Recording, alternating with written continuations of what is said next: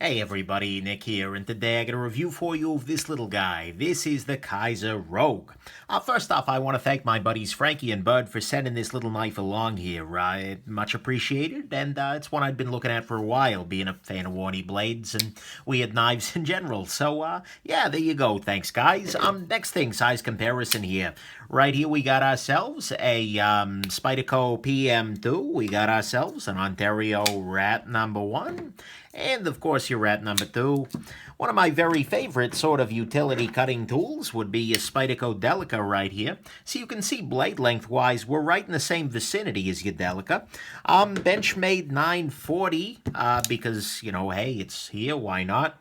And, yeah, that ought to do it for the moment. So, yeah, let's go on ahead and jump into the good, the great, the bad, and the ugly of the Kizer Pinkerton Rogue.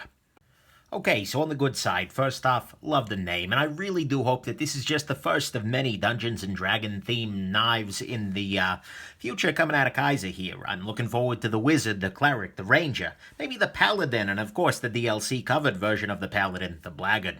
But anyways, I like the name, so there you go. Next thing, size on this guy is nice, honestly. You know, I find it's in a nice little range there. I mean, the blade on this guy is coming in just about 3 inches, and that seems to me at least to be the biggest that a Warney blade can get without feeling a little bit unwieldy. A lot of people are going to disagree with me there, but for me this comes in at a very sweet spot for this sort of a blade. You know, it's not so long that when you're doing the sort of prototypical Warney cut like this, you're going to be too distant from the tip and whatnot. So that's good. Next thing, the ergonomics on the knife are, by and large, pretty good. You know, it fits nicely in the hand, and the contouring on it means that it's not really going anywhere alongside this sort of millwork? I don't know what to quite call it there. But that's good. And also, the clip is a minor hot spot, but it helps to keep the knife in the hand, so not a huge deal.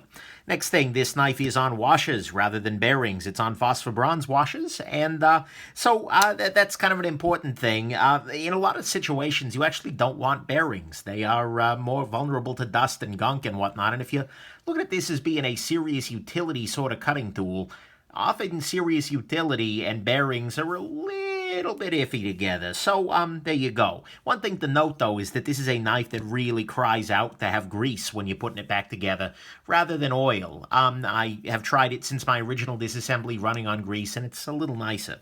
So, there you go. Next thing, there are some very nice details here. I like the blade finish very much. It is sort of a stone wash, but there's enough polish to it that it's enjoyable.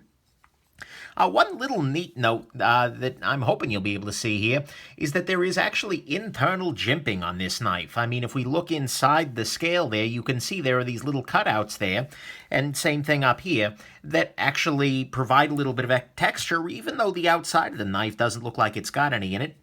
It is actually surprisingly good. I mean, it does the trick. It's nice in that way. So that's pretty neat. And then the two-tone look on this guy is pretty nice. The fact that it seems like they've done some sort of coating on the entire knife and then sanded the flats here gives it a more interesting visual effect, I think, than had they just milled that in or something along those lines. So that's good. Then finally, on the good side, the price on this guy is pretty competitive. You're looking at $116, which, you know, given there are a lot of knives you could buy in that, but this is in the area where you can think about this as a utility tool rather than a fancy showpiece. Pardon me. So the price on this guy is A-okay, and that wraps up the good here. Good price. There were some nice details here. It's on washers, which can be good for hard work. Nice ergos, nice size, and I really do love the name very much, but I'm a nerd. Let's talk about the great here. To me, the great thing about the Kizer Rogue here is the blade, in that it is a very utility type of blade, and well, that's quite literally true. This looks like a conventional sort of utility blade like you would see in a construction site or something like that. And there's, frankly, a reason for that. There's a reason a lot of utility knives look like this one. Because you've got enough point that if you need to stab into a bag or something to open it up, pour some sand or cement or something, you can do it. You've got a nice strong tip for a cut, kind of like this, as you're doing a slicing down onto something, or if you've got something on the ground, you can make a cut like... I mean, this is a nice utilitarian blade shape. It's not for everything, 100%. This is not probably what you want on hand for food prep, but it is good in that way. The steel on it is also pretty good. You're looking at S35VN. Actually, not just pretty good, it's a great steel. I like S35, so there you go. Kizer tends to run it a little softer than some, but still, it's pretty decent. It's got a sharpening choil here, which will help make it easy to keep this guy sharp for a while, and the overall design makes it actually very easy to maintain on just a boring vanilla bedstone. You know, I talk about fancy sharpening systems, but lots of folks out there just use a flat stone, and this is a good shape for it. Just pull it back and forth, and case freaking closed. And so to me, that's what's great about this knife, and it's also fairly thin behind the edge, although it's still thick enough for durability. I think it's a well-considered blade overall, and it is a very good tool, utility cutting sort of blade. So that's the great. Let's talk about what's not so great, the bad. Okay, first off, some nitpicks. The action on this guy is fine. It's not like, oh my god, blow you away sort of actions, and those are what I'm used to. For most people, though, I suspect they pick this up and go, wow, that's pretty smooth. But it's kind of got a little bit of a jerky, stick slippy in places. I'm sure with, additional wear, it'll probably smooth out more, but it doesn't blow me away in terms of smoothness. But for this price, I don't think it has to either. So there you go. Next thing, the blade stock on this guy is a little on the thick side. Can I get too bent out of shape about it? Honestly, no, I probably shouldn't. It's slightly thicker than your Spyderco PM2 here, but it's also a fairly tall blade, and I also understand them wanting to keep this durable and relatively thicker behind the edge. It's not the end of any worlds, but I always tend to like a thinner, slicier blade, and this isn't quite that, although it's fine for most tasks. Next thing, speaking of nitpicks, the stripe positioning here, all of these little DLC'd stripes, seems a little ad hoc to me. Like, I don't quite see a rhyme or reason to it. I mean, this one could have gone over further, so could this one and that one. And this guy almost intersects with the side of the knife here, and I don't get it at a deep level. I kind of want things to make sense. That's a weakness I have as a human. I expect order from the universe, and it does not provide. But in this case, it's especially weird because, you've got some of these stripes coming really close to the edge there. Complete and total freaking nitpick, but it does something I noticed, and it's one of those things I can't unsee. So there you go. Next thing on this guy, the Kizer pivot, they're using their same pivot again. And again, this is a knife where it doesn't really make sense. This is very round, organic-y, and the rest of the knife is very kind of geometric. It's very flat. So I don't love the fact that they've got this pivot on there. I understand reusing parts, but still. Next thing, the thumb stud, unfortunately, on this guy is right in the slicing path here, which means that if you're cutting into something, that something could hang up on the thumb stud as you're doing the cut. It's relatively out of the way compared to some. There were knives where it's pretty brutal, but it is kind of an issue, and I generally tend to prefer when the thumb stud is up here rather than actually in the slicing path. Next thing about it here is that the stripes on this guy are a little bit under-chamfered. I mean, you can see here that the stripes actually just don't have any meaningful chamfering. It's just a pretty solid straight-down drop into the handle there.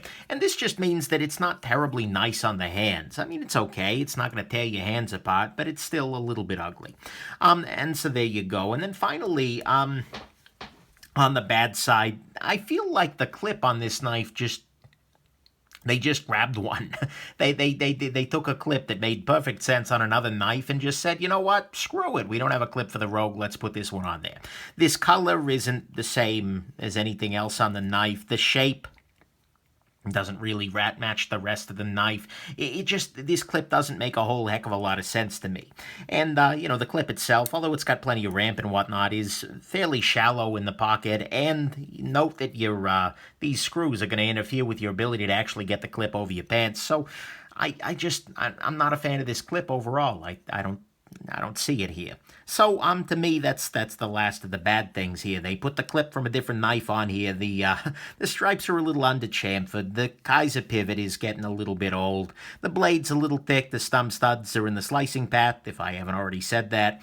And if I have, it's still an issue. The stripe positioning here is a little bit ad hoc, and the action on this guy isn't what I would want in a higher-end knife, but it's not priced like one either. So, there you go. Let's talk about the ugly real quick. So the ugly on this guy is something I say pretty much every time for Kizer. When I don't, it's because I forgot. Is that this guy, unfortunately, has, the warranty is voided when you take it apart. And considering this is a knife where you're going to want to take it apart sooner or later, the service it, maintain it, and whatnot, that's always ugly. What a warranty means on a knife coming from China, I don't necessarily know, but still, and especially given that historically speaking, Kizer has used softer screws and harder Loctite, which means you should be very careful using torque with a Kizer knife. You should always use heat before you use torque to get these screws out, but that's still an ugly thing to me, and I hope that they change that in the future, as a lot of other companies have now. But that's really the only ugly I got here, so let's jump into the final conclusion. So the thing is, this is a fine knife, technically speaking. There's not all that much to complain about here. But at the same time, though, I don't really feel super strongly about it because I don't quite understand who I would recommend this knife to. I don't quite get it. Because this is a very utility-focused knife. This is a knife that, to me, seems like a knife for a guy who very often uses something along these lines here. But the thing is, if you need a utility blade to beat on, you might consider an actual disposable utility blade. You'll spend less time sharpening, and frankly, it's a better slicer, with the thickness being what it is here. The reason that you would pay this much more, that you'd go from, $20 to $115, is if you want something fancier. To be fair, this is definitely fancier than one of these guys, or a, fastback or something like that. But the thing is, it's not all that fancy either. I mean, it's not so well done as to be a high-end fit and finish piece. It's not going to win any action contests.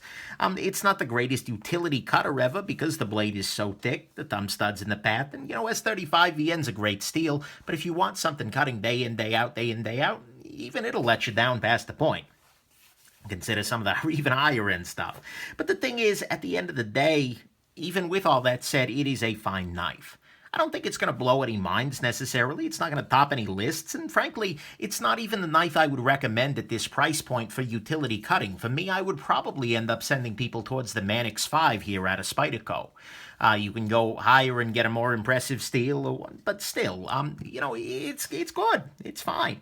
So if you like the looks of it, or you find yourself with a specific need for a higher-end utility cut knife, then do this, but I'm not sure I'm going to recommend it otherwise. But like I said, if it's grabbing you, it's got some force over you for whatever reason, well, hey, why not? You might consider adding this Rogue to your party. Another D&D joke, huh? All right. Well, have yourselves an absolutely wonderful rest of your day. Bye now.